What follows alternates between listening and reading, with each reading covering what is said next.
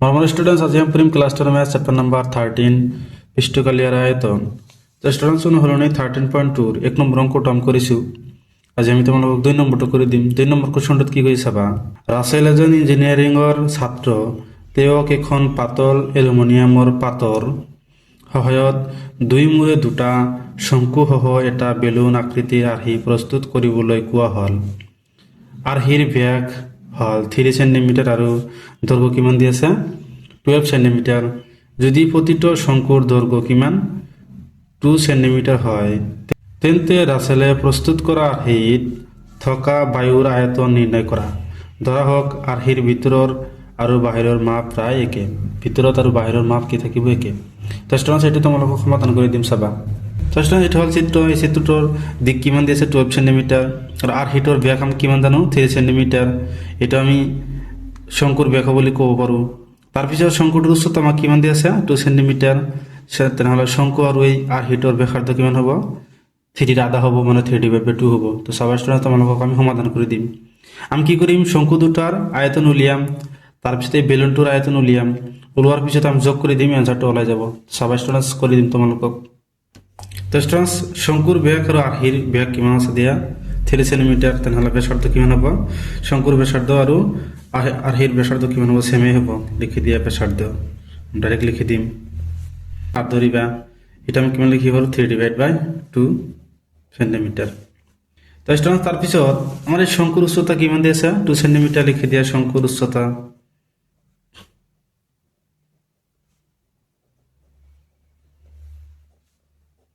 Small as ধরিবা উচ্চতা আমার কিমান দিয়েছে 2 সেন্টিমিটার। আর স্টুডেন্টস আমি এই বেলুনটোর উচ্চতা উলিয়াম। আমি কি করিম এইটো হল কি 2, এইটো হল কি 2। আমি কি করিম 12 পৰা 2 আৰু 2 মাইনাস কৰিলে ইয়াৰ পৰা ইয়ালৈকে মানে বেলুনৰ উচ্চতাটো ওলাই যাব। চাবা এতেকে বেলুনৰ উচ্চতা এটা স্মল ধৰিছে, এইটো ক্যাপিটাল ধৰা।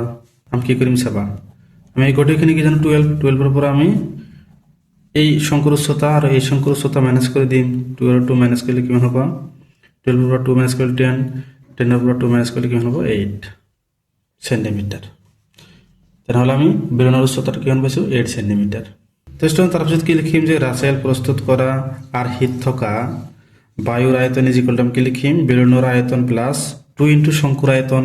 শঙ্কু দুটা সেইকাৰণে আমি 2 ৰে পূৰণ দিছোঁ। আমি শঙ্কু দুটার আয়তন উলিয়াম আর বেলুনের আয়তন উলিয়াই যোগ করে দিম। আমার কি হব রাসেলে প্রস্তুত করা আৰ্হিত থকা বায়ুর আয়তন ওলাই যাব। তো চাবা স্টুডেন্টস আমি ফর্মুলাবিলাক বহাই দিম।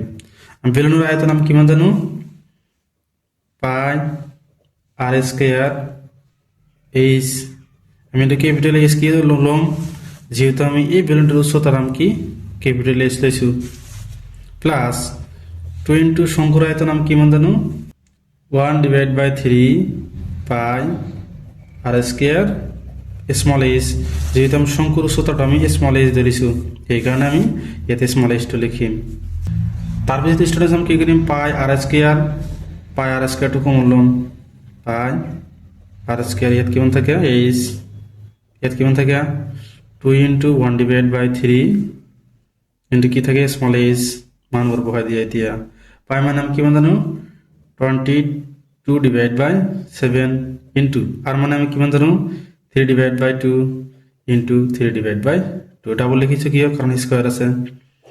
এইচ মানে আমি কিমান জানো ক্যাপিটাল এইচ 8 জানো আমি 8 প্লাস 2 ইন্টু 1/3 ইন্টু এইচ মানে আমি কিমান জানো 2 জানো আমি 2 বহাই দিম। তারপরে স্টুডেন্টস আমি আমার একক বিলাক কি দিয়ে আছে সেন্টিমিটার দিয়ে আছে। তাহলে আমি সেন্টিমিটার কিউব লিখিম কিউব যেহেতু আমাক আয়তন ওলাব গৈছে সেন্টিমিটার কিউব। স্টুডেন্টস এইটো পূরণ করে যোগ করে দিম চাবা।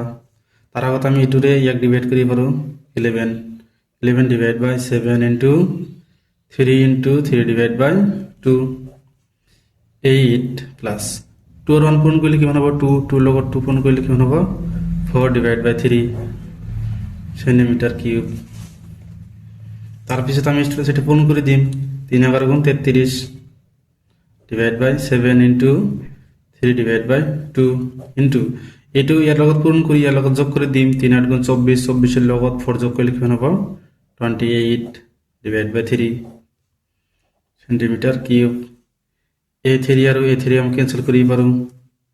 আমি 7 ৰে ইয়াক ডিভাইড কৰি পাৰোঁ কিমান 7 গুণ 28। তাৰপিছত এই 2 ৰে আমি এই 4ক ডিভাইড কৰিব পাৰোঁ কিমান পাওঁ আমি 2। তেনেহ'লে কিমান থাকিল 2 আৰু 33 থাকিল। তেনেহ'লে 3 ইনটু 2 সেন্টিমিটার কিউব। এটু পূরণ করলে কি হবে 3 2 গুণ 6 3 2 গুণ 6 সেন্টিমিটার কিউব। এটি হল কি রাসেলে প্রস্তুত করা আর হিট থকা বায়ুর আয়তন। স্টুডেন্টস লাস্টত লিখি দিবা যে এটিকে রাসেলে প্রস্তুত করা আর হিট থকা বায়ুর পরিমাণ is equal to 66 centimetre cube. এটি হবে আমার কি উত্তর। তো স্টুডেন্টস ইয়ালে কি করবলগীয়া আছিল স্টুডেন্টস, ভিডিওটি যদি ভালো লাগে চ্যানেলটি সাবস্ক্রাইব করে দিবা আর তোমার মতামত জানাবা। Thank you students.